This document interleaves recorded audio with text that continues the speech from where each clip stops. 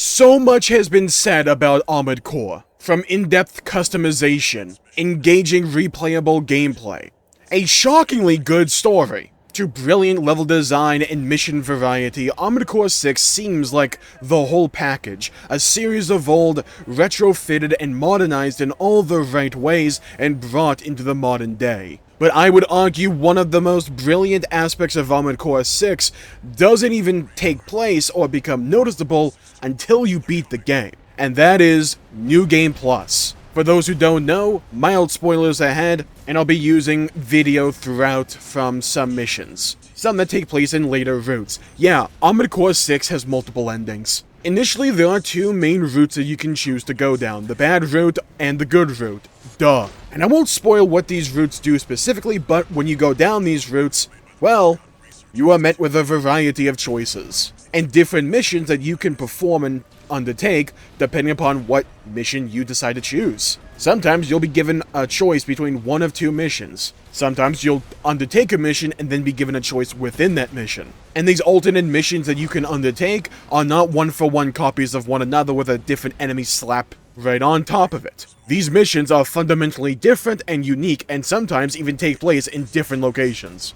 Heck, one of my favorite missions in this entire game takes place in the bad ending. For those in the know, it's the second to last mission. It's a complete visual spectacle that is fundamentally and completely different to what mission you would do in the good ending route. And then you culminate it after 2 entire playthroughs of the game, all the while acquiring new gear, new equipment, new arena challenges to undertake, and finishing different missions to break up the flow of things or being given different versions of missions with different objectives or different choices. It culminates in the third route, which I'm on right now, New Game Plus Plus. This route is arguably the most interesting one of them all because it's apparently the true ending, with significant deviations to many of the missions we all know and love, even from Chapter 1. This breaks up the flow of things, but it also allows me to have more motivation to continue playing the game because, well, the game's still going.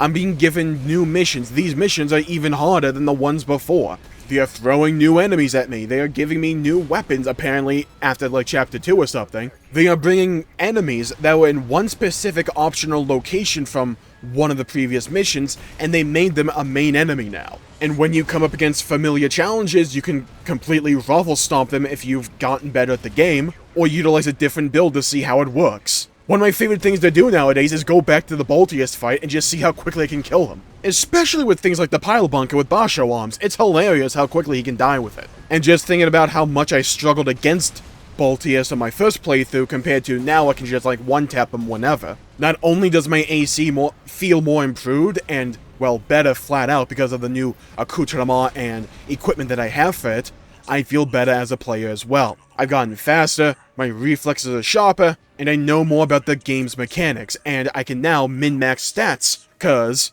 well, I'm more attuned to what everything does. And so far, New Game Plus Plus has been kind of edging me in that direction, rewarding me when I decide to think a little bit deeper as to what my build is.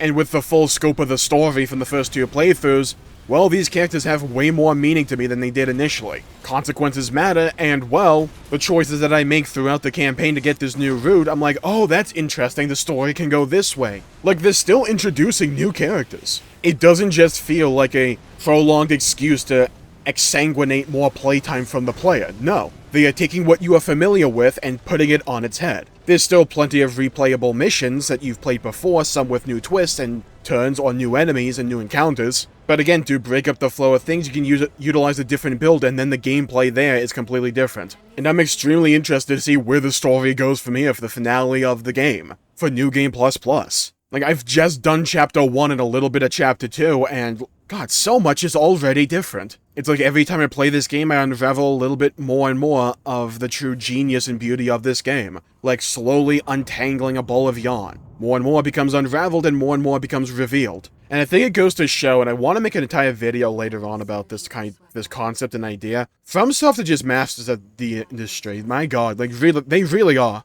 They are so good at making you feel badass. They are so good at the idea of the spectacle, having you go up against certain challenges to fight and then giving you the tools to basically replicate that. The whole idea that you can challenge these various dudes you know throughout the campaign in the arena, and when you beat them, you can unlock like a preset to utilize their AC. And then from there, you can customize it to your liking. It's really cool. Like, if that feature didn't exist, no one would bat an eye. But it does exist, and it just elevates it a little bit more if you want to really dive into that kind of stuff. Trying different builds, see what works. You feel rewarded when you unlock the piece of the puzzle. It's not the most complicated thing in the world. You're not gonna like stand there for like an entire hour trying to figure out what precise handgun I need to use for this game or something. Like, you're not gonna be doing that, but you don't need to. Because FromSoft understands, well, sometimes these simple decisions and these decisions that you can make on a moment-to-moment basis within a split second or even a couple of seconds, they feel rewarding because you're like, oh, I understand how this game works. I put the time in to understand how it works, and now I can be rewarded because of my knowledge, because of my experience. This mission utilizes quite a bit of long-range combat against decently powered ACs. What I can utilize then is some laser weaponry to really shred through them. Maybe I need speed. Okay, dual laser handgun, and I can throw whatever on my back. And I know the Zimmermans are a bit of a meme because they are extremely powerful, and there's something to be said about the overall balance between the weapon sandbox in this game, like that's becoming a little bit more and more apparent as I play more of this game. But I don't know, man, there's just something to be said about going up against a wall, a challenge, then getting thrashed, and I do this all the time on stream. Like, I'll be like, okay, my build is clearly not working the way I intended it to do. This game wants to screw with me, I would rather screw the game. And I bust out my Giga Strong build, which would be Bosch-Yawams, dual Zimmermans, a pile bunker, and like the laser drones, you know, the Gundam funnels. And I would go in and absolutely wreck house. And you feel like a badass, because the game allows you to undertake a power fantasy like that. Because these FromSoft games get so mistaken all the time that the joy of the game is the difficulty of the experience. It really isn't. It's being given this singular challenge and getting a whole bunch of tools in your toolbox. And then when you understand how these tools operate, you can utilize the tool for the right job and feel like you've been rewarded for your effort, for thinking a little bit deeper. And if you're a true masochist, you can then utilize an unoptimized tool to overcome the challenge anyways. Because everything is doable, it just requires some patience. And maybe some build optimization. It's why Armored Core 6 cannot be a Dark Souls game, cannot be Elden Ring, cannot be Bloodborne, cannot be Sekiro, but still feel like a FromSoft game. Because FromSoft are masters of their craft at crafting these experiences that can be undertaken in multiple different ways, and even when you replay them with the same kit, the fight still feels different because you've learned from your previous encounters. You've gotten better even if the number difference is the same.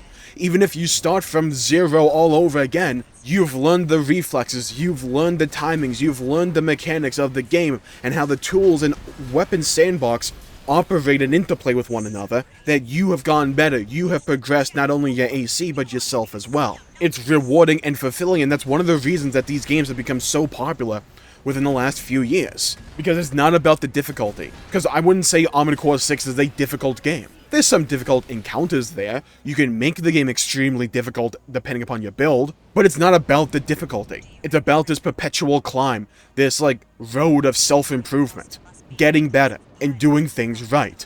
Or just bashing your head against a wall until it breaks. It's fun, rewarding, and well, just entertaining and engaging. And those ideas, those concepts of a game being engaging, in my opinion, is the single most important foundational aspect behind a game. It has to be engaging. It can make you feel a wide array of emotions, but so long as those emotions are an engaging way for you to interact with the game has succeeded in my opinion. Putting me up against difficult challenges one after the other, but giving me different tools to try and work with, and just play better, that's an engaging way to interact with the game for me, and that's one of the reasons that I love these games so much. And that's one of the reasons that I think Armored Core 6 works so well, and especially with these repeated playthroughs. Like New Game Plus, New Game Plus, whatever.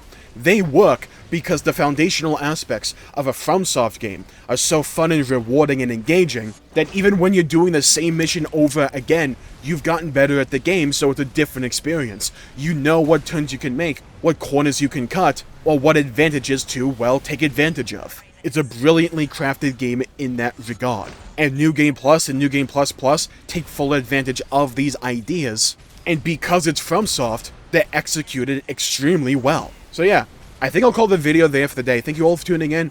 My pleasure for making the video. If you enjoyed it, please leave a like and subscribe. It really helps the channel out and helps support future content, and I greatly appreciate it. And hit the bell icon to be notified when I upload and stream in the future. Go follow me on Twitch over at twitch.tv/jmullsg, Twitter at jmullsg, socials in the description down below. Leave a comment down below with what your favorite route in Armored Core 6 was. I'd love to hear your thoughts and hear your opinions. Or, if you haven't gotten that far yet, who's your favorite character? What's your favorite build? Tell me of one main experience you've had with this game that you've absolutely treasured. I'd love to hear them and hear your thoughts, and hear your opinions, and hear your stories. Stay safe, have a great day, go play some video games if you can, and as always, I'll see you all next time. Bye-bye, everybody, until we meet again.